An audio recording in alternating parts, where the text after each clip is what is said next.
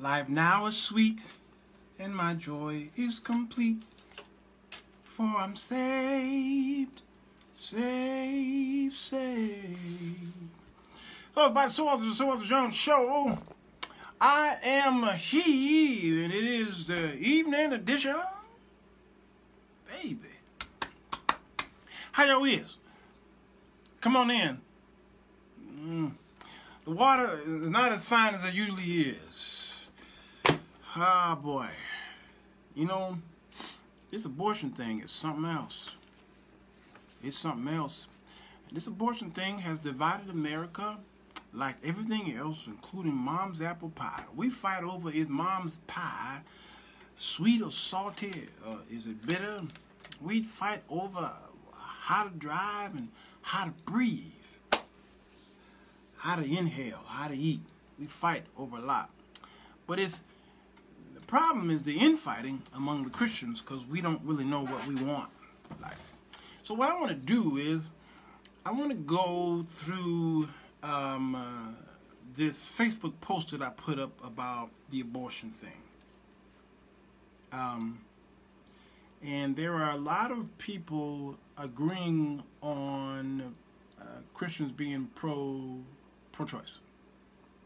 And I think I get it. I get it. One brother in particular, I'm going to read several of the comments here. And then you guys, you on YouTube especially, because you're not on this particular thread on Facebook, so I'm doing this for mostly the YouTube family. I want to read, let's have a discussion on this. Good evening to you, Cynthia. And I want to read some of the comments from most of these, if not all of these, are Christians. And I want you to see what they're saying about this topic of abortion and see if you agree or not. Again, this is just a discussion among believers, and I tagged many of the ones who commented on here, and there will be no disrespect. I will make my own opinions or comments, what have you. There's a Keith Scott here. There's many of these are my friends. Latanya, I tagged you, and Lynn is here, and a few people here. Abronia Scott, and quite a few people. Tina replied. Demetrius here. All right.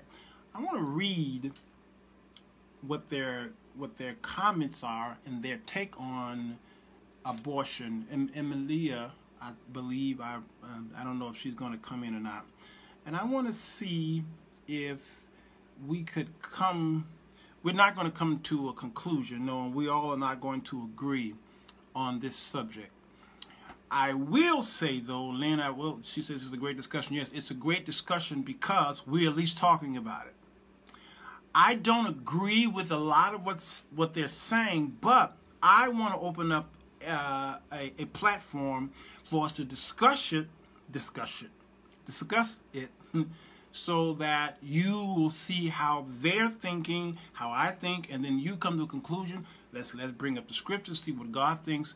Well, not so much what he thinks, what he says. Let's see what the government is saying. Let's see what the Democrats and the Republicans are also saying about it. And then we'll all pray and go to bed tonight. Because they are Christians, and so many Christians believe they can live in any kind of way. Yes. Yeah, that's right, Dr. Albert. That is so true. So I posed a question here.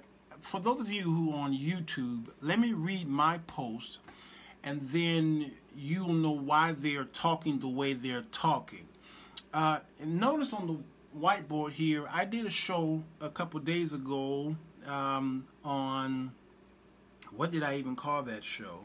I talk about why I agree with Alabama and the abortion laws that they're passing, knowing that it is unconstitutional, knowing that it's going to get shot down, all right, especially by the lower courts. And because they want to get that thing taken to the higher courts, to the Supreme Court, because the Republicans, the conservatives, have a few judges in there that tip the scale of those 9 that's in the Supreme Court, to where they could overturn Roe versus Wade. I think it's a brilliant chess move that may or may not work. We don't know if it's going to work or not, but at least they're trying something. All right. I'm not against. I'm for them doing what they're doing. I'm actually for it. I support it. I'm a conservative man. I never, ever was for you having the right to abort. Now, I get the affection that y'all have for not allowing government into your lives, although government is in the lives of all of us. Government is in the lives of all of us, all right? The medical industry is in the lives of all of us. The school system is in the lives of all of us, all right? So we choose and pick this abortion thing, okay? Because the same ones who were saying leave them alone, but the abortion thing is the same ones who are saying this gay law, how dare they, this is immoral. And so pretty much y'all are showing your hypocrisy to the world, and this is why it's very hard today to win souls to Christ, is because the world sees the church being like them. The world sees the church as being very lukewarm, all right? And so I want to discuss this so that you can see how, and I might get a little emotional about it. I might be a little hardcore on it, but I'm going to try to do it in the best way and respectful way possible. It's good to see Keith Scott. You know I had to tag you. I don't necessarily disagree with what Alabama has doing. Is that a typo? It's the motive behind what they are doing that I take issue with. Keith, I love the motive, but which motive?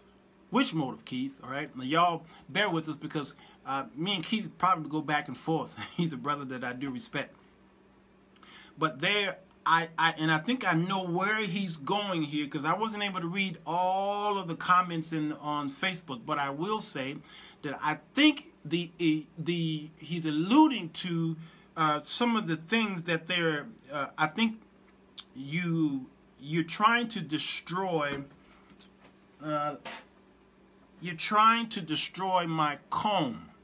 So instead of going to my comb to destroy it, you're going to rattle up my headphones, okay? This fight is between you and the comb, but you're bringing other things. And sometimes what politicians do is they write up these bills and they present these bills to America so that America can feel or sense, or they want America to feel that they are the voice of America and they're doing this for you.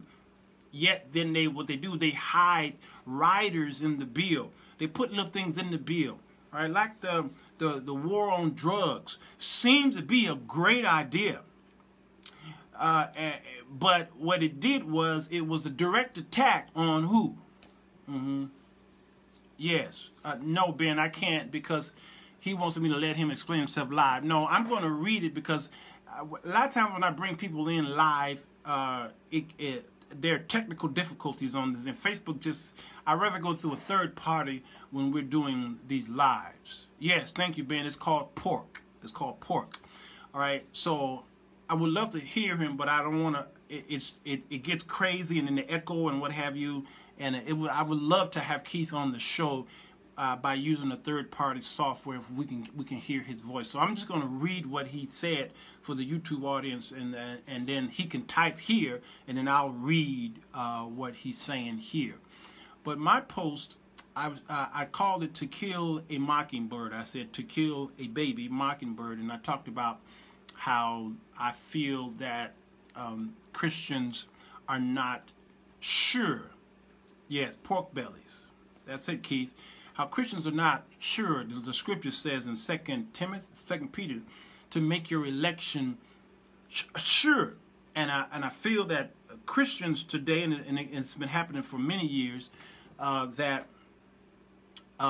you say you believe one thing until something else comes in, and before you know it, you're turning.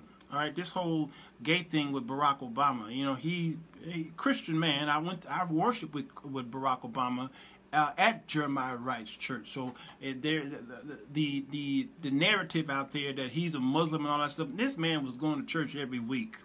All right, right up the street here. He's not a Muslim. All right, but him worshiping in a church building don't really mean anything. There are many Christians, so-called, go to churches, but Monday through Saturday, they act out a different way. Sunday, you see them act like Christians. Through the week, they do not act like that. Y'all understand what I'm saying? So I said, your feelings is what keep getting in the way of God's law. Now here goes the issue of the law, because when we see how God operated in the Old Testament through testings, the law of God that was given to the Jews, the mitzvahs, the 613 laws, and the Levitical laws, the dietary laws, and the sacrificial laws, okay, the blood sacrifices, and all these laws, they had to follow them. All right, and there was a government, the kingdom of God, or the government of God. Okay, they had a northern kingdom and a southern kingdom, and you had to obey the law. The law, the government was in your business. All right, and you had to obey it. And many of you Christians who are against or for this abortion law or for pro-choice, you teach in your church on the government of God.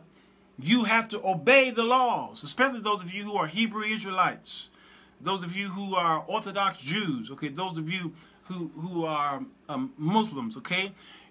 You talk about those who are Gentile Christians or whatever you want to call them, who are not obeying the law, obeying the 10 Commandments. You got to understand that was God's government set up. He had the king, he had the prophet, and he had the priest. That was the government in the business of the Jews. Understand? The government was in the business of the Jews, and the government told you what you can and cannot do, and if you didn't do it, you got killed, did it. All right? So today, you're saying the government shouldn't be in the business of telling a woman what she can do, or telling a man what she can or cannot do with her body, with her life, or with her mind, whatever, all right? But yet you're bringing in the Old Testament laws in your churches today, and that is a hypocritical teaching that you're not, I don't think you're really looking at the big picture. I believe the decisions that are made are political instead of biblical. Yes, Wade, absolutely.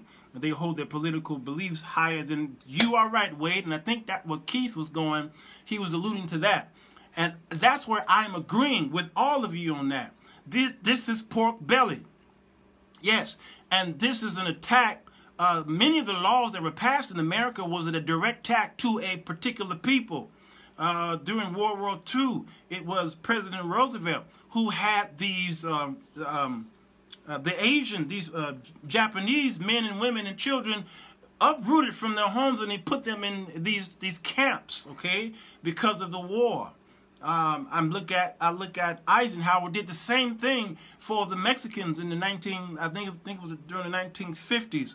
The war on drugs was a direct attack towards African Americans, especially. Okay, the 3 strikes you're out through the Clinton years, a direct strike.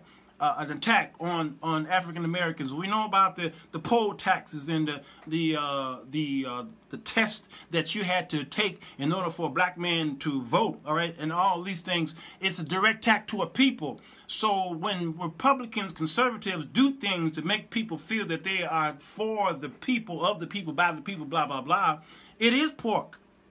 I agree. Yes. Are you saying that the laws of the Father are political? Keith Scott, the laws of the Father, and when we're talking about God, the Father. All right, whatever you want to call him, Elohim, whatever you want to call him, Abba, Father. Okay, the laws in the Old Testament was about the government. God set up a government, and He was the head of that government. All right, and then the people wanted a king. You understand what I'm saying? So it was a governmental setup. God set up the government, and then the government was in your life. All right? So if you want to call it political, or whatever you want to call it, it was governmental. It was governmental. So what we're doing today in our churches is we brought that old government system into our churches and told the people what they can and cannot do. The laws were for the lawless. Yes, it was. And everybody had to obey these laws. There's 613 of them.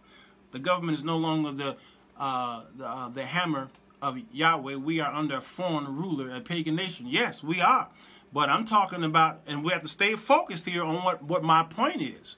You can't institute the old laws of the Old Testament in a New Testament church and try to make it work and then tell the people who live in a government of the United States that they can't impose these laws on us, and we don't have to agree with it. That's why many of you think that there's a government called Christendom. There's no such thing as a Christendom. The Catholics brought that in. Yes. All right. So this is a serious issue, and it is something that I think many Christians who are trying to deal with this abortion thing don't understand what happened in history, both in biblical history and both in American history. From the show I did a few days ago about the Alabama law is something that happened back in the 1800s, the 1820s up until the 1870s. People from across the world were coming into our gates, and pluralism, and they were beginning to mix with their spiritual, their faith, and they also began to become a melting pot. Catholics believe one thing, Presbyterians believe another thing, and who else? Well, the Mormons came along a little later on, but then you started seeing the Methodists, who was one of the largest, then the Anglicans, and they all were in their separate little things, separate little groups, separate little towns, what have you. And then this joint venture by just a couple people came along and began to test the Bible, test the authenticity of the Bible, to see if we believe in it literally. And then these fundamentalists came on the scene, all right, and they began to cause people who believe this Bible to be one thing and believe it all. The people begin to change their minds, because it says, if Moses wrote the first 5 books of the Bible, then did he write about his own death? All right, and then the people began to say, that's not what we learned in Bible school, in Sunday school. That's not what the priest taught us. That's not what the Pope taught us. That's not what the Presbyterian Church taught. And all this stuff was happening in the 1800s. So there's nothing new under the sun. They even had these trials called the heresy trials, where people began to believe on their own on how to interpret the scriptures. Can you bring Margaret Sanger into how we got to this point? Yeah, I did a whole show on Margaret Sanger, a whole show, Keith Scott, and it's a great question too. And here's the thing, and many of the those of you who vote of the Democratic Party, you saluted Hillary Clinton, who praised Margaret Sanger and the other lady. Okay, I did a whole show on eugenics. And where did it start? How did it start? Why did it start? Hitler loved eugenics. Hitler wrote Mein Kampf, and he was a proponent for Charles Darwin's theory of evolution, okay? And all these things. So we don't even know the history. We don't know the backstory behind these laws, the purposes behind them. And so we join forces with people, not even realize that it has harmed our great-grandparents. It harmed our parents, and it's going to harm our seed and our offspring. You understand? So we see that the government, we think, is trying to do a good for us, but they're putting things in there that's may not hurt you right now. You may be old, get old and die, but your seed is going to be affected by it. All right? So many of you who are giving us your opinions on the abortion issue, I'm so glad that you're doing this, because there are many Christians who don't understand the laws or the teachings of it. And so they just say, well, I'm pro-life, don't even know what it is. I'm pro-choice, I don't know what it is. And Malia brought up a great point. She says, well, being pro-life doesn't mean I'm telling you to get an abortion. This is her truth. This is her understanding of the word or the phrase pro-life. And I agree with her to an extent of her understanding of it. Understand? I agree with her to the extent of her understanding of pro-life. What she's saying. She doesn't speak for everybody. Neither do I. But when she makes that statement that I'm pro-life, which means it just happened to be attached to abortion. She says it's not an exclusive abortion thing. I just don't want the government and the lives to tell people what to do with their bodies. With her, that particular statement, I agree. Pro-choice. I'm sorry, pro-life. I keep saying pro-life. I'm sorry. Pro-choice. Thank you, Keith, and thank you, Emilia. So she says she's pro-choice. So, but whenever you hear the word pro-choice or the phrase pro-choice, whenever you hear it, if you ask anybody on the street, they'll say abortion. They never bring up any other law, any other conversation but that. All right? So, in colloquial conversations and banter with Americans, then pro-choice is tacked to abortion. Exclusively in the minds of people. You understand? In the minds of people. So if she was to just say pro-choice, but that's not what she's meaning she's not trying to say abortion, she's just saying, hey man, this is my body. But here's the thing about the whole pro-choice thing is, we don't want the government in our lives to tell us what we can and cannot do with our bodies, but they are very much in our lives. You cannot kill yourself or even attempt to kill yourself. Even though the scripture says thou shalt not kill, pretty much it means murder. That means suicide as well as murder someone else, because the Bible talked about in Genesis 9 that life is precious and you have no right to take another person's life. God says, because I made this person in my image, and how dare you take the right of personhood away from someone to live. The Constitution talks about the right of life and liberty and pursuit of happiness. All right. Well, God has something like that. Okay. Meaning you cannot take someone's life. So God says, if you take someone's life, then you lose your right to live. Genesis 9. And he did not change his mind on it. All right. This is not a Mosaic law. All right. This is not Ten Commandments. This is before all this. He says, you have no right to take someone else's life. So y'all say, we got a right to do whatever you want to do. Okay. God says you do not have the right to take anybody else's life. You don't. So God gave life, and God says you have no right to take any life that I gave. That means adult, that means child, adolescent, and that means the baby in the womb. You have no right. And if you take that right of a person to live, then I must take your life. That's Genesis 9.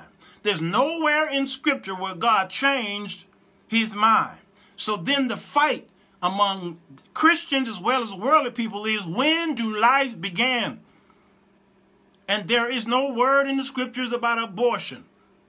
You understand? The word is not there, like the word dinosaur is not there.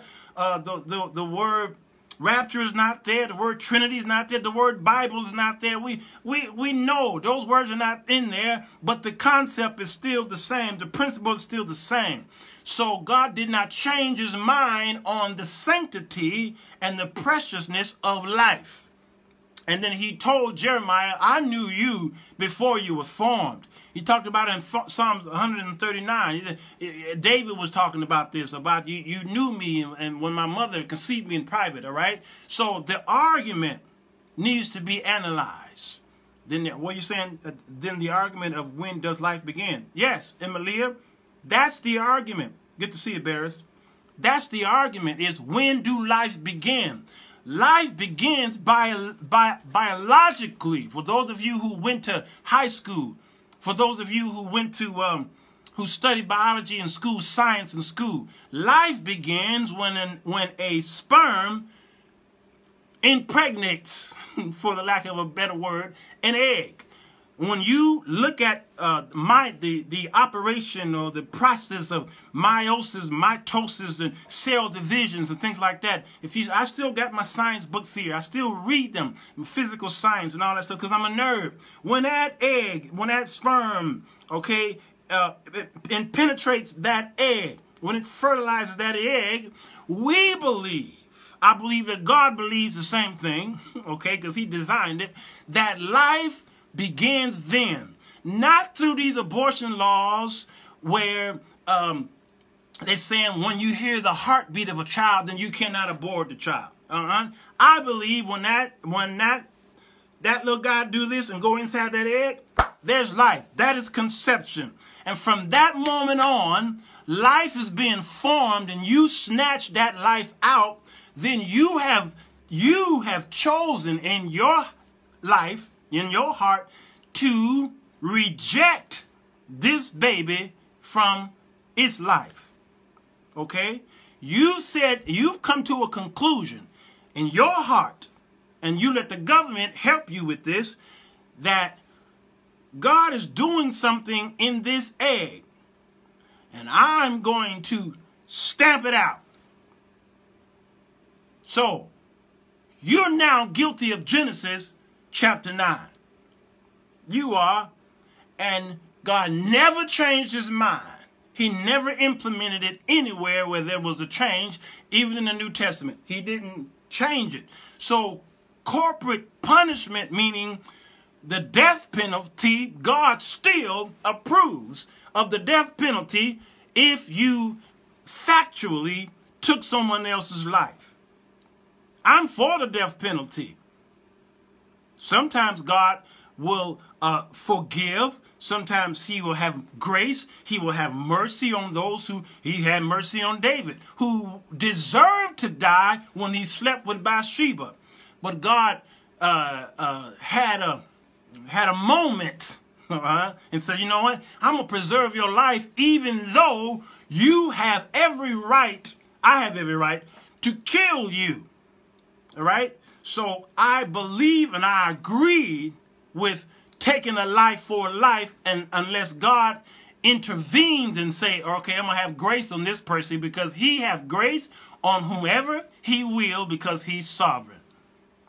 Do y'all understand? So I believe life begins at conception. So the fight, it's not a fight. It's not a fight. I'm using the wrong word. On my Facebook wall, they were very graceful. They were very graceful. Keith, very graceful. Lynn, very graceful on here. I love the discussion. Deanne's on here. Tina Steele. The grace of these Christians, Anthony King and Ben. Okay, some of y'all not Christians, but that's fine. LaTanya, y'all were very graceful in your discussion. You did not call nobody out of their names. I see Sharon Green here, and we are disagreeing with each other, but the grace of God is still operating on this wall. And this is why I had to come here and let y'all know, Christians don't always hate each other. They don't. They don't. All right. So my job, though, now as a preacher of the gospel, is to see if we can come to to put the truth on the table, scripture on the table, what I feel that's proper interpretation and exegete on the table, and then you come and eat at the table, and sometimes a chef will make food that you may not agree with. You got too much sugar in it. You don't have enough salt in it. You didn't put no flour in it. So sometimes you prepare a dish and if somebody don't like it, that's fine. That's fine. Only life can give life. Death cannot give life. The sperm is alive and the woman's eggs are alive. Remember the brother who wasted his sperm on the floor in the Old Testament. Yes, Keith Scott. Now tell me, Keith, why did the brother spill his seed? Why did he take it out? Why did the brother who, by the law, by the government of God, God says, first of all, God killed his brother. And now the brother's wife is left without an ability to have any children. So the law of God says now the brother got to marry his brother's wife, and that's what Onan did, all right, so that he could give her children. And he pulled out. And for many years, people misinterpreted the purpose of that. They called it onanization, or whatever the word is. They talked about masturbation. That had nothing to do with masturbation. He pulled out, and God killed him because he disobeyed what? It's better to put your sperm in the belly of a whore than spill it on. Come on, Keith. Come on, Keith. All right? He pulled out, and it was a slap in God's face because of the law. You understand? So the law of God still is applied here. The law of nature still apply here. So the law of nature is operating in the womb, and you strike the law of nature. Contraception, a form of abortion. It's another one here. And Malia says contraception, a form of abortion. Is contraception a form of abortion?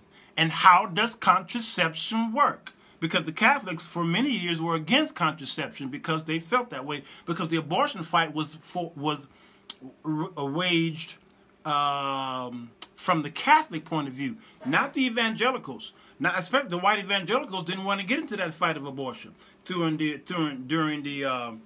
Jerry Falwell period of the 1960s and 70s. No, well, mostly 60s, because then 70s came in, and that's when Roe versus Wade became law. All right. So what does contraception do? It is better we leave out what we don't know or understand rather than try to wrest it to our destruction. Spilling sperm is different from abortion. Yes, it is, Eagle Man. That's true. And I gave that analogy here. Some of the silliness that some of the worldly people are saying, Emma Leah actually asked a very good question. I don't know if it was a statement or a question. So I'm not calling what she said silly. I'm talking about these women who are rallying, talking about, well, why don't y'all just kill the seed of the man and give him, or tell the government to tell the man he can't masturbate or he can't spill his seed, blah, blah, blah. Well, abortion is not destroying a man's sperm. Abortion is not destroying an empty egg. Abortion is when they both come together. And then you stamp out cell division. Why a contraception is if you are not married. Why a contraception if you're not married? Well, I'm not. Or that might be a typo. Or why use contraception? People use contraception. Single people use contraception not just for sex reasons, not just because they want to not have babies. Some people use it for health reasons. Some people use it for their. I think some people use it for acne. Some people use it for weight maintenance and things like that. Everybody's gonna use contraception for that. All right. So I wanna read Keith, and I will agree. Yes, others do use contraception because they may have an opportunity for sex, and they want to make sure their body is always conditioned so that if there is sex. So I think I know where you're going, Eagle Man. Contraception prevents life. Abortion kills life. Big difference. Amber Rogers, and that's my point. That's my point. Now, some of you are going to disagree with her, and I get it. But here's the thing. Let me find Keith Scott, because I did say that I wanted to read what he says. For those of you who are on YouTube, I wanted you to hear what he said. He says, if I may interject my humble opinion, I am pro-choice because the Father is pro-choice, is what he's saying. All right, and you have to slow down and really listen to what he's saying. And I know that some people, we start reading people's comments, and then we just react like that. And there's a difference between reacting and responding. There's a big difference between reaction and responding. A reaction is I slap you, you slap me back. All right. Respond is sitting down, taking some tea and crumpets and analyzing it. Okay, thinking it out, reading it slowly. All right. He says he gives to every person the gift of choice, and he's right so far. He says to choose how you want to live your life, for him or not. Choose you this day whom you will serve. He's still correct. This is pro-choice. I am also pro-life because the Father is also pro-life. He wants us to have life and that more abundantly. Now, he make a good lawyer because I see how he spent this. He spent it. All right. Now, I can fight him in court, but what he just said here compared to my initial post, I see what he did. This is a Clarence Darrow versus a William, what's his name? I'm all too much learning that made me weak. Okay, this is the Scopes monkey trial right here, because me and Keith can go back and forth. All right, and this is good. He says, "All souls are mine," said the Lord. I believe every person has a right to choose, and I don't agree with the choice, or the choice doesn't line up with the word of the Father. I too have a right to choose whether to support that choice or not. All right, I see where he's going. He says, just because you have a right to choose, your right should not take away my right to choose. We cannot say we follow Scripture, then want to take something away from them that the Father gave them. Who are we? Now, for me, I do not support abortion. All right, now he's making himself plain. All right, and sometimes you can't just make blanket statements, say I'm pro-choice, I'm pro-life. Sometimes you got to take time, like Keith is doing, and spell out what you really mean by when you say these things. He says, I do not support abortion, but I do believe a woman has the right to choose. Okay, now he is a product of my post that I said. You can't be pro-life and pro-choice. You just can't.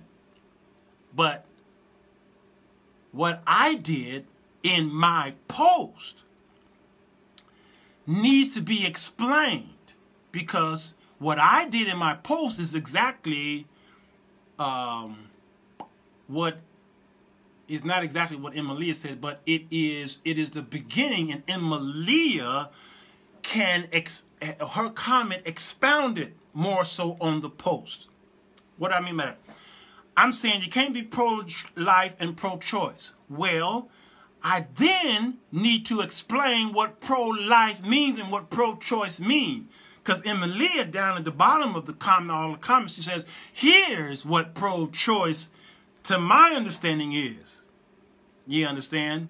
So what she did was really help break it out a little bit more what that is. So when we make blanket posts like what I did, fights ensue until an explanation must be made. Unfortunately, when you try to make an explanation in the comments on Facebook, people miss that explanation because it gets buried with comments. It gets buried with comments, all right? And so people who come tomorrow, they're going to see that post, not read any of the comments, any of the breakout points that Emilia brilliantly brought out, all right? They're not going to read any of that, and then they're gonna start a new fight, and then this post will continue for a few days because people are kind of lazy, or they just don't have the time. They don't want to take out the time to read the comments, which explains the post. We have come to a conclusion. We've sang Kumbaya. We've loved on each other and went home, and nobody's reading the comments. You understand? And that drives me nuts. Yes, read, people. Lynn, Sherry. That drives us all nuts. So 4 days later, I'm trying to explain the post, and I look up, y'all, read what the people are saying. They're telling you what pro-choice is. They're defining what pro-life is. They're telling you it doesn't always mean this, doesn't always mean that. But what my post was directed to exclusively to is abortion. That's it. So Keith is saying he's against abortion, but he's pro-life by what he defines it. He's pro-choice by how he defines it. And I see what his spin is. And I'm glad he commented the way he did, because it helped us see other comments who were coming in, and many people were agreeing with him, but they were agreeing with his breakdown and how he defined choice and life. Y'all understand? So I'm saying this for some of you who are going to go on this post and start saying, yeah, or saying, you're wrong, you're wrong, you're wrong. Hear what they're saying. In many cases, Christians and unbelievers and atheists and agnostics, they come in the room and they're fighting and disagreeing, blah, blah, blah. And a lot of times, in some points, they're saying the same thing. Lynn says she agreed with his breakdown. So far, I'm agreeing with how he's defining the words. But what he is doing, though, and I'm boldly to say, is that he's veering off of what my point was of pro-life and pro-choice. As I explained earlier in this show on Emilia's definition of pro-choice. He veered away from what my point was. His definition is correct. But people are going to read that to say that it is the antithesis of what I said. we're making two different points. Is anybody understanding what I'm saying? My comment on the pro-choice has nothing to do with a woman getting an abortion. This is what Keith is saying. Getting an abortion, if you read my post, my pro-choice is just that, a person's right to choose. And that's exactly how I explained it just now, Keith. So pretty much he's agreeing with what I'm saying. All right? He is talking in general terms, and Malia was talking in general terms. I'm telling you, I'm understanding what they're saying was in general terms. Now, my post was not in general terms. My post was a direct point to abortion. You understand what I'm saying? And I don't know anybody who says I'm pro-choice or pro-life and speak of anything else other than abortion. I don't know anybody other than Emilia right now. How would you define it? When I say I'm pro-choice, but wouldn't make that choice for Emilia? Myself not counsel another woman to. Yeah, Emilia, my understanding of yours is that the government should not be in the lives of women or men, but we're talking about abortion, and we usually talking about women when it comes to that. That you're saying that the government should not pass a law to tell me what I can do with my body. If I want to abort a child, I should be able to do that, because if you're telling me I can't do this thing in my body, then you're going to tell me I can't do other things with my body. Okay, so I think it's the other things, if I'm correct. So I should have a right to choose. I should have a right to choose what to do with my body, period. Whether it's abortion, you're against abortion, so I can't really put that in there. But choose anything. That's what you're saying.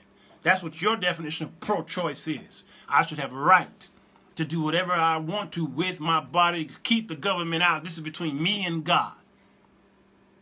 Is that what you're saying, Emilia? I don't want to confuse. I don't want to mislead the people on your point. And I know sometimes the comments come in here slow. All right? All right? And she said also that I will never tell a woman to abort her child. That's what Emilia says. All right? So I'm hoping I'm saying it right. Keith says, so we are going to allow people to make a phrase mutually exclusive to mean only one thing.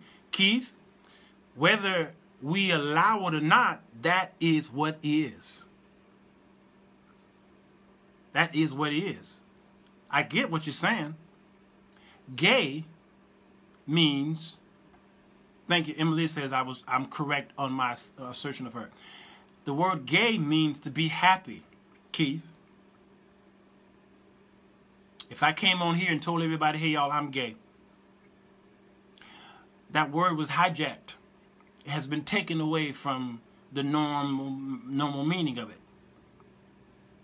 Gay now means homosexual. So, Keith, you said, are we going to allow this? You know how many words we have allowed to be hijacked? Not only did they hijack that word gay, did they hijack the whole rainbow situation, okay? I can't even wear rainbow colors without people thinking that I'm a gay man. You understand what I'm saying? So, where did this all come from? It came from us being asleep. While men were asleep, I believe, again, Satan came in. The enemy came in and sowed tares among the wheat. We, Christians, allowed the government to be in our business. We allowed this. It didn't just happen over the past 50 years. It happened. It goes all the way back to the beginning of this nation. We have never been a Christian nation. And the founders of the government were not Christian, they were deists. And the closest we came to a Christian nation was from the years of 1830 up to maybe 1859. That's the strongest population of Christianity that we've ever had, that we were on one mind, one accord almost. Even though there was slavery going on, the closest we got to it was during that time. We believe in one thing, the Bible. Even though there was all these denominations, they still tried to come together with one agreement on the Bible. And then things broke out, and then 1859, Charles Darwin came on the scene, and then people started coming from around the world, bringing their own religions and their own understandings, and then heresy came on the scene, and then it got crazy, right? So I get you. Bernie, I love you, girl. Commentator versus, yes, yes. And I think it's cognitive dissonance is what it is. It is laziness coupled with the little foxes that cause us to ignore the foxes. Number 3, we went to sleep, and so the tares was planted in our lives. All right, we didn't vote. We just let the government do whatever, and the government was feeding us. We got on public aid. Our churches signed up for the 501c3. We let the government rule in our churches, because under that assignment of 501c3 of filing, you are now a ward or a creature of the state. All right, so you kept letting the government come into the lives of Christians, and then the Christian bodies, meaning the churches and the organizations and the non-for-profits, and then now the government make these laws, and now you want to fight against the laws where you let them in the back door. No, you let them in the front door. You let them in the front door. And you let them do these things. You don't even go to your towns, the town meetings, the town square. You don't go to the councils, the meetings. You don't even go to your children, the schools for you don't even sign up for the parent teachers things. You don't do none of that. You just go to work, all right, and you come home and you pay the bills. You don't even open your bill to see how much the utility company is robbing you.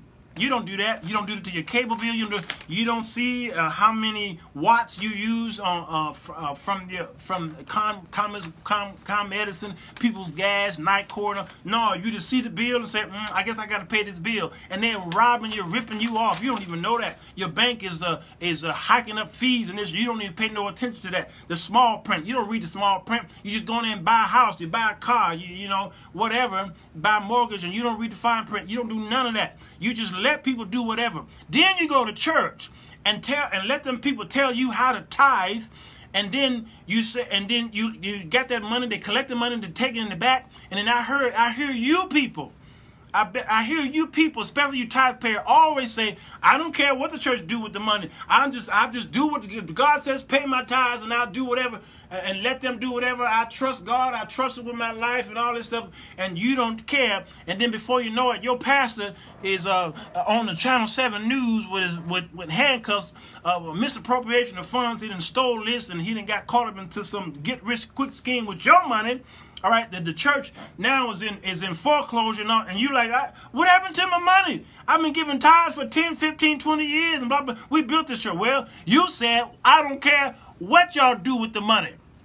So Christians are lazy.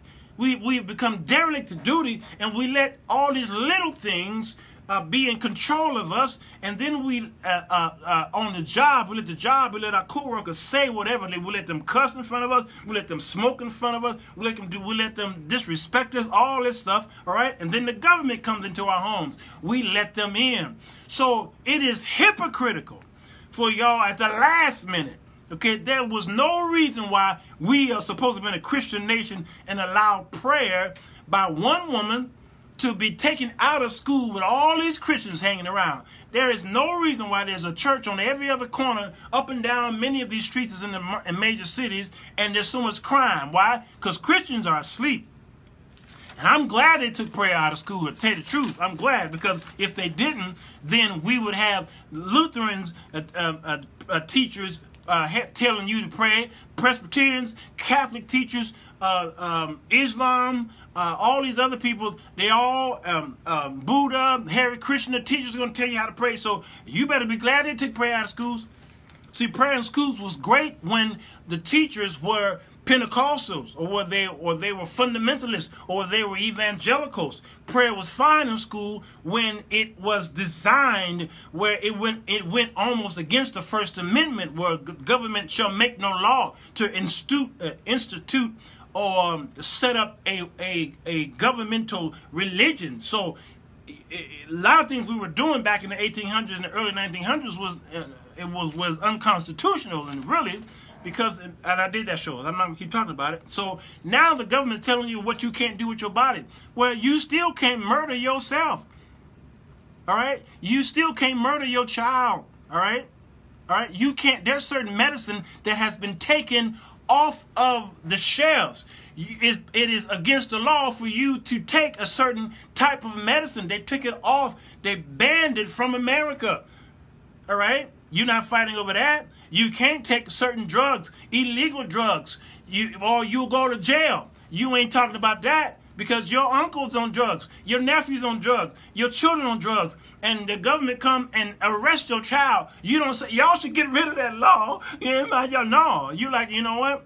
I can't. So, but when it comes to abortion, all of a sudden, you care because it's your body. You understand? It's your body, and then you get your emotions involved, and I think that's what this abortion thing is. Why it's so strong. Why was Roe versus Wade able to be enacted the way it has been? Because we're in a cesspool. We allowed it. Christians did. There are so many conversations that can stem from the pro-life, yes, like the golden topic in church, homosexuality, the golden topic. I like the way you said that, Malia. It is the golden topic. Yes, that's a good point. That's more crucial. Lynn, okay, Eagle Man was responding to Lynn. What did Lynn say? Okay, with all this being said, what is the church's responsibility concerning abortion? Please read my comments after Keith's. Your comment after Keith. Lynn, are you saying your comment on the wall earlier tonight, or your comment here in this show right now? This is not just a woman's issue. Do you believe the man is just as guilty as a woman if he agrees, pays for it? Yes, or take the women to the abortion clinic? Yep. And that was going to be my next point, and I got caught up in my teaching. Yeah, what if the government decides to ban contraceptives? You know, there you go. What if they decided to ban contraceptives? You know what? This really is a cover-up. This whole abortion thing, and y'all, not so many y'all, but Christians. The reason why the Christians are afraid that abortion may be banned is because it's a cover-up. Lynn, it's the comment on your wall. Okay, I'm going to read your comment. It's a cover-up. It's a cover-up. It's to cover the sin or the potential or the future sin of us. That's really what it is.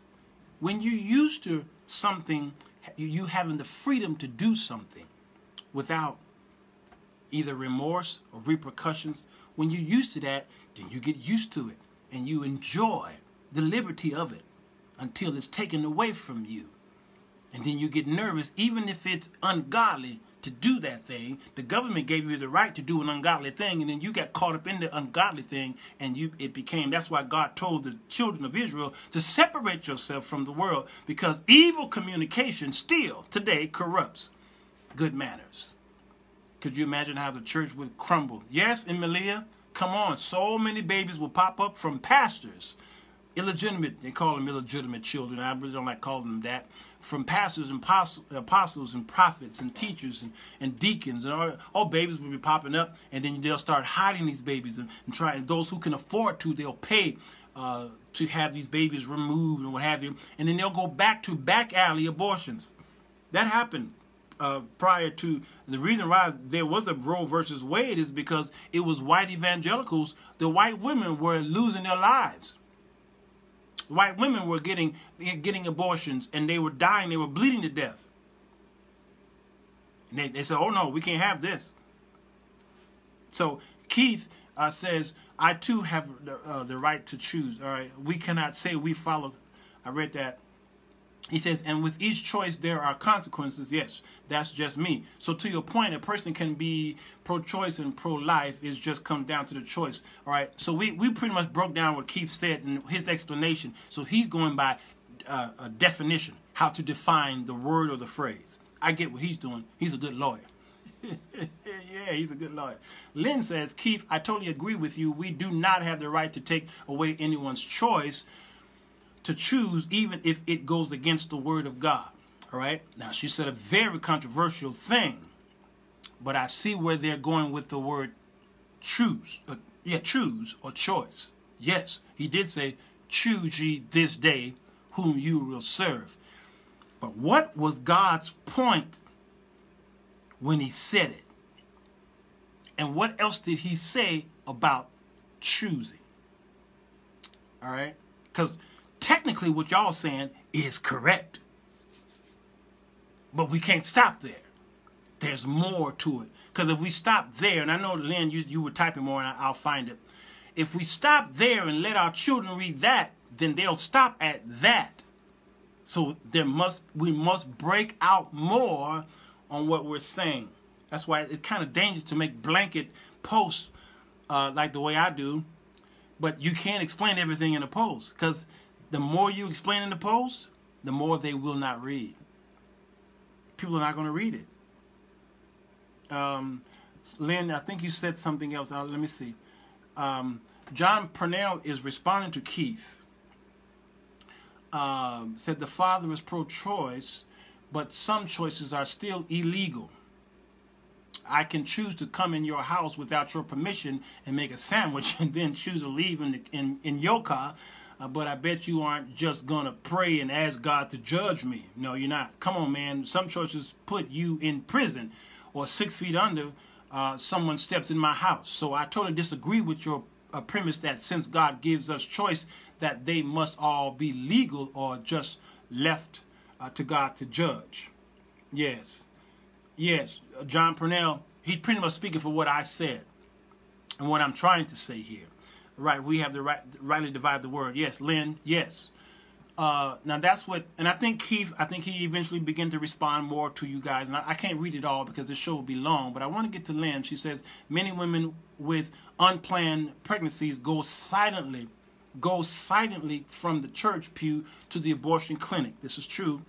Convinced that the church would gossip rather than help. And after reading most of these comments, sadly, I'm beginning to believe that this is true. More than 4 in 10 women who have had an abortion are churchgoers, or when they decide to end their pregnancy.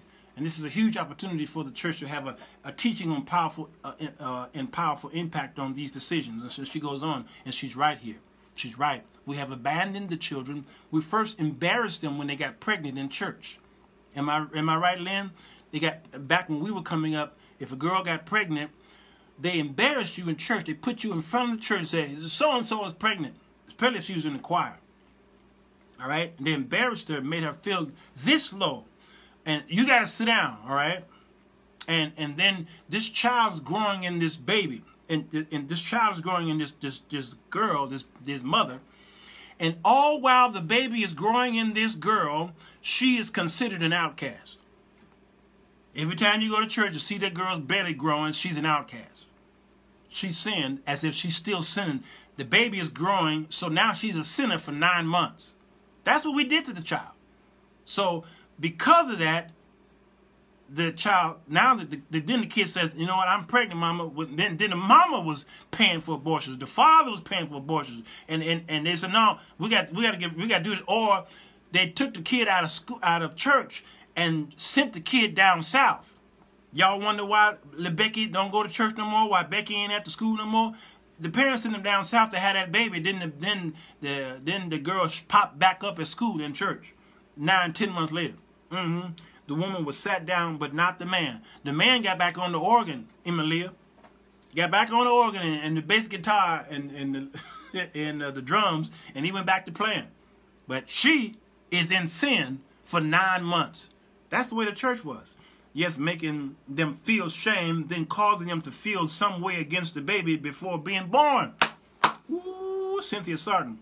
Deatra says, at some point they embarrassed the girl and not the boy, even if he admitted to being the father.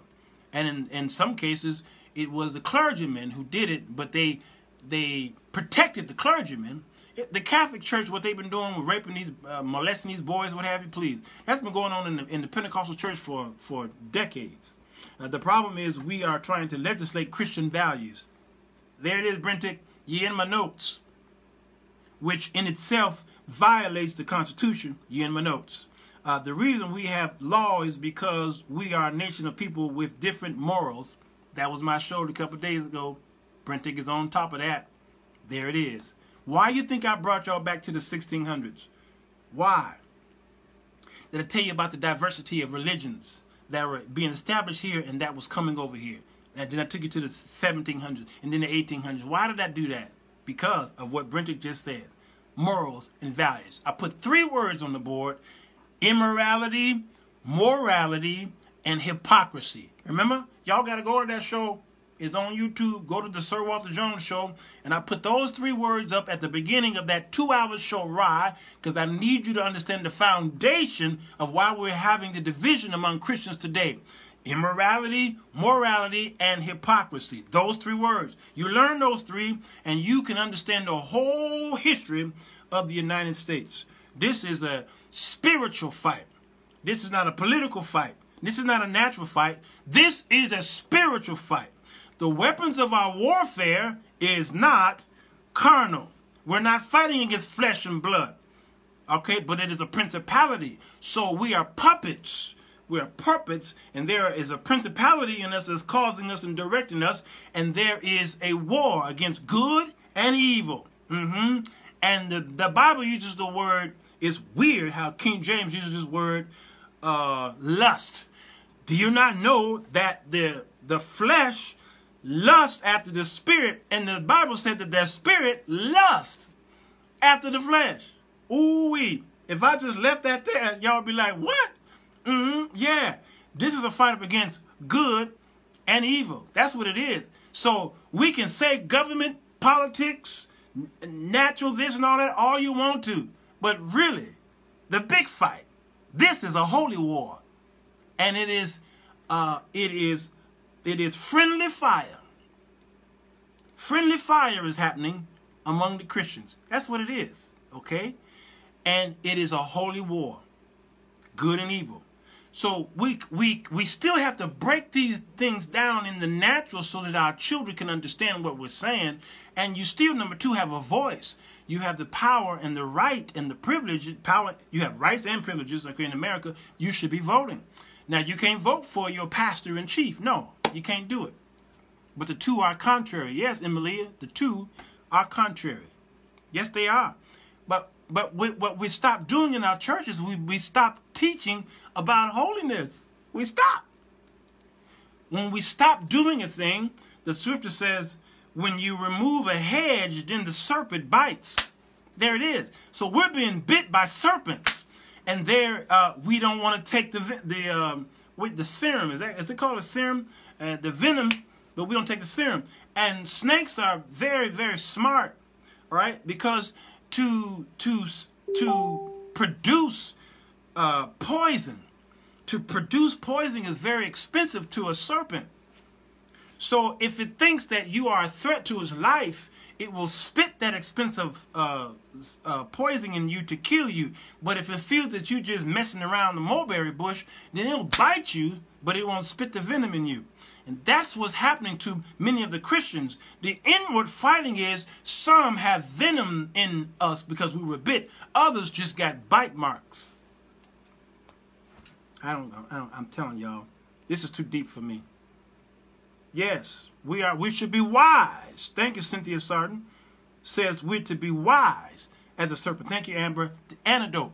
We stop teaching about the antidote in our churches. What do we get caught up on? We got caught up on this. This runs and rules and reigns supreme in our churches. This, the almighty dollar. So we got caught up in the prosperity, and people are running into the churches for prosperity and the preaching of the cross.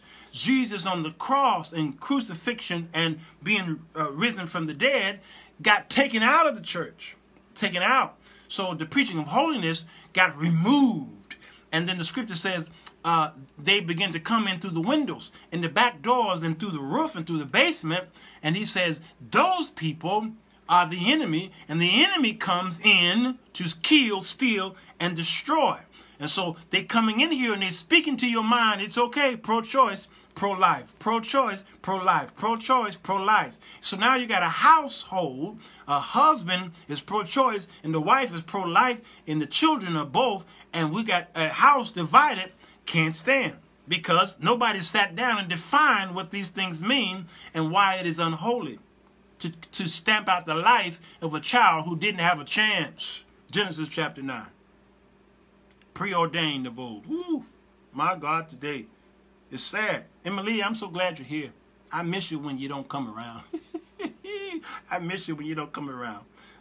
The antidote is teaching biblical sexuality and what that means. Uh-oh, Lynn. Uh-oh. Come on. Brentic, what are you saying? So you're not going to talk about how the anti-abortion movement is really about stopping the decline in white birth rates? I mentioned that. I think I mentioned that earlier, Brentic. If you, y'all know I did a show on eugenics on YouTube. Just type in Sirwalterj Jones eugenics on Facebook as well, and I just explained it all. All right. Yes, I explained it all. Okay. Glad I made this one. Well, I tagged you too, Emilia. All right. Who else was saying something here? I believe the church is missing a grave and powerful teaching moment. Really show the level of grace. Yes, that's true, Lynn. I wonder what you meant by that. Latanya Buckner says, I think she was here. I don't know if she's still here. Says she agree with Scott. Keith Scott says, I agree. Great points. Politicians use the abortion issue to get their base out to vote. She's right. And they have no real convictions. She's right. I believe a politician who was outspoken on being anti-abortion just had to resign because he paid his mistress to have one. Latanya, you on point. You are on point. Demetri Pitt says, this is the after show. Yeah, that was my sign. Right, let me see. Ooh, it's been an hour. Okay, let me shut this down. Joe. Oh, Joe. Thank you, Emilia. Joe did say something, and I saw it, and I started rambling. I see it here. I'm going to read it. Latanya is right. The show I did a couple of days ago, I talked about how we think that the abortion thing is a Democratic Party issue. It seems to be. Those who marching and what have you is all about. Oh, no. I know too many Republicans. I lived in South Dakota. I know too many, because that's a Republican state. All right? I know too many conservatives who admitted to me that they had an abortion or someone paid for this abortion, blah, blah, blah. And a lot of it is a cover-up. The abortion fight really is not about, okay, I have a personal right to drink. I don't have a right to give a baby a bottle of bourbon. This is Joe Hill saying this. There is legal precedence that protects the rights of the innocent who can't choose for themselves. Who gets to decide the age that inalienable rights are guaranteed? Joe nailed it. I talked about the inalienable rights 2 days ago. Inalienable rights, that means I have a right to ownership. And it cannot be sold or bought or transferred to someone else. Inalienable. It belongs to me. All right? And I have the right, that's what the Constitution says, the Declaration of Independence, the right to certain inalienable rights. The right of life. Okay? Now then I can lose that right of life when I stamp out someone else's life. Then I have no choice in the matter. That's where you have no choice. So I see how y'all were defining it on the wall. You have a choice. Then technically, it seems that way, but not in everything. Because you have also the ability to lose that choice. So, because once you go to jail, you lose your rights, certain rights, and you lose certain choices. You can't. All right? So God says you lose these things. So he says, choose. Choose. But here's how he said choose it. He says, Deuteronomy 30:19, he says, I call heaven and earth to witness against you today. That's not a good thing. He says, I'm doing this. The nature and the storms and hurricanes and tsunamis, I call it to do these things against you today. He says, that I have set before you life, death, blessings, and cursings. Therefore, here it is. It's easy to make a blanket statement. God says this, yes, but why don't you tell me more of what he said? He didn't just say that and walk away. He says, but here's my suggestion. Choose life, that you and, not just you, he says, your offspring may live. So he says, here's life. Didn't you give me the choice? Yeah, I did give you a choice. I have a right, right? Yeah, you have a right. You do. He says, here's my suggestion as your Father God. Jehovah Jireh, Jehovah Nisi, Jehovah Tiskanu, yeah, Elohim, Yahshua, yeah, me. I'm giving you a suggestion. You say you love me. Yes, I love you, God. You worship me. Yes, I worship you. You say I'm your Father. Yes, you are my Father. I'm giving you a suggestion, though. Choose life. No. I'm pro-choice. Okay. Yeah. I support the pro-life movement when it includes more of funding education and a call for an end to killing an unarmed black man by police. Brenton. All right? Power to the people. In the past, the Republicans and certainly the wealthy better at hiding. Yep, the actress. Remember I said earlier, those who have the money were able to hide these children or abort these children, take them to their private doctors, or the doctors made house calls. Oh, these were conservatives. These were evangelicals. These were believers in God. The same ones who wore the white hats. Okay, well they weren't just hats. They went all over. They went down. Y'all call them sheets? Yeah, them same ones that were singing in the churches, onward Christian soldiers, and left church and went down there to hang a Negro. Yeah, them same ones. Yes, fact that their kids or themselves had an abortion. Yep. Then he gave us advice to make the best choice when he said, choose life. Cynthia, there it is. Yes, Demetri Pitts. Free will is choice. Choose wisely. So again, I'm going to end this because, again, it's an hour and 11 minutes. Please, people, I cannot understand for the life, pun intended, of me that you would support stamping out the life of a person who never had a chance by allowing the government to dictate your mind and to pull your attention away from what the scriptures has said. For the life of me, the Apostle Paul says we believe all things the same thing because he was distraught by the other apostles who were teaching another gospel. And one said, I'm with Apollos, and the other one says, I'm with Silas. The other says, I'm with Paul. And he like, I wasn't crucified for you. We're supposed to believe the same thing, but we do not. We do not. Yes, picnic. Yeah, picnic. That's it, Emilia. Picnic and banquet and all these words. Yeah, a lot of those were racist. You know, killing black folks, slavery terms, and women were having the babies, and they were throwing the babies, the newborn babies, to the alligators for sport. All right, yeah. So yeah, but I can't understand how immoral we have become. Who's to blame for this? Well, God's going to hold you responsible in judgment. But I'm blaming these who are part of the fivefold, who have tainted the minds of you. And God is going to, on Judgment Day, is going to call them in.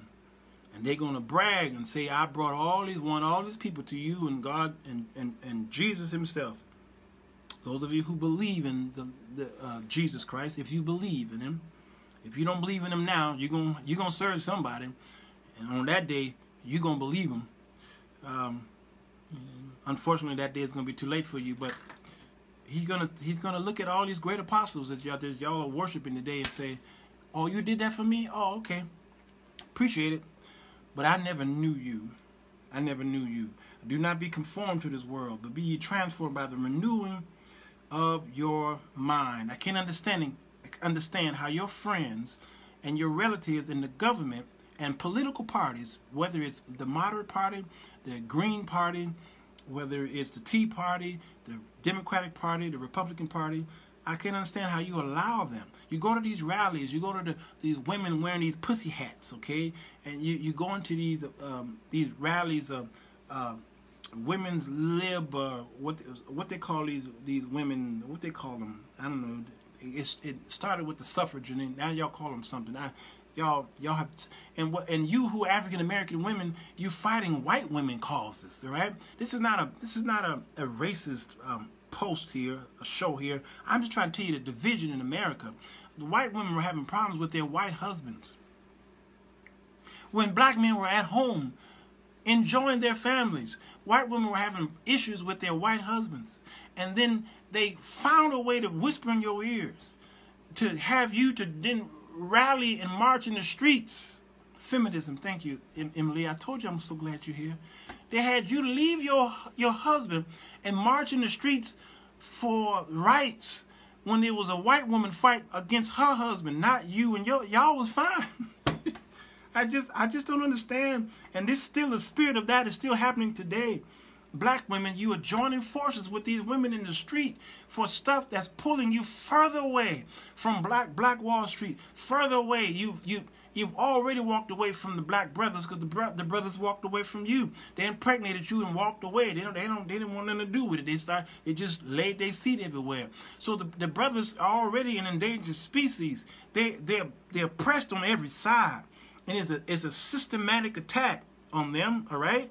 Yes, a lot of it was self-induced, but a lot of it also was systematic. All right. And so it was a fight or flight, and they did whatever they could do to get whatever they can. Yet still the sisters turned on many of the brothers. I see it on your Facebook posts. I see it on your shows, your Facebook lives, how much you talk about the brothers. You down the brothers. It's just horrible what you're doing. And your children are listening to you. And little boy, he's listening. He's looking up at you, and he can hear, he can see your mouth talking about how your daddy is no good. He's a no good nigga. You look just like your daddy. He this and that. You're talking on the phone, and nigga, where's my child support? You ain't this, you ain't this. And the children in the room are listening to this, and then the children grow up in that, and they repeat the same thing.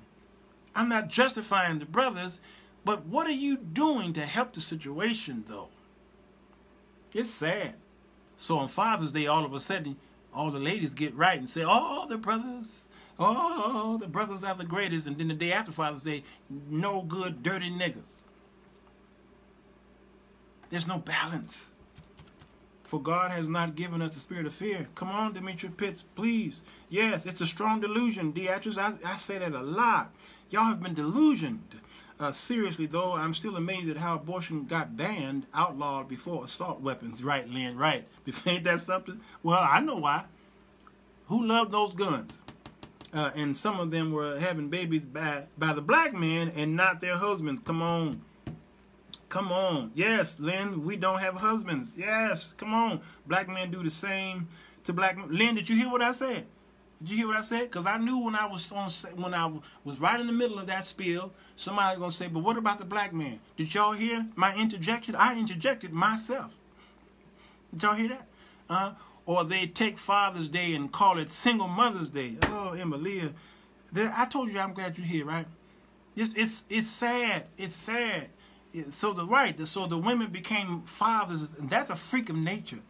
That is y'all. You can't. It's a freak of nature. You can't be against transsexuals. Okay, Lynn said, nope, I didn't hear it. You can't be against a man wanting to be a woman, and then tell us on Father's Day, I raised this boy, this girl. I was his mother and his father, but then you trying to tell this man he can't be a transsexual. Can't you see how diluted your mind is?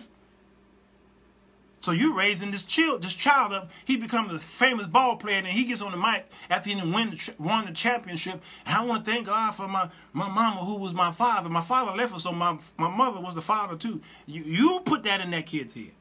That's a freak of nature. It's impossible. I know, Lynn. I hate when women say that. We imperfect humans are so sad. Yep. And so happy for those of us who have found the way to life. Come on, Jermaine. Come on, Jermaine. Come on. Bottom line, two wrongs don't make it right. Abortion and forced marriage are not the answer to an unplanned pregnancy. Woo, that's the actress Carter acting up. She's supposed to be in bed. Where's 10:55? She almost in bed, y'all. 5 minutes from now, Demetra Pitts and Beatrice, they going to bed. One live in Chicago, the other live in Texas. Watch, they gone. They gone. I will never be my child's father. Hallelujah, Cynthia. Thank you.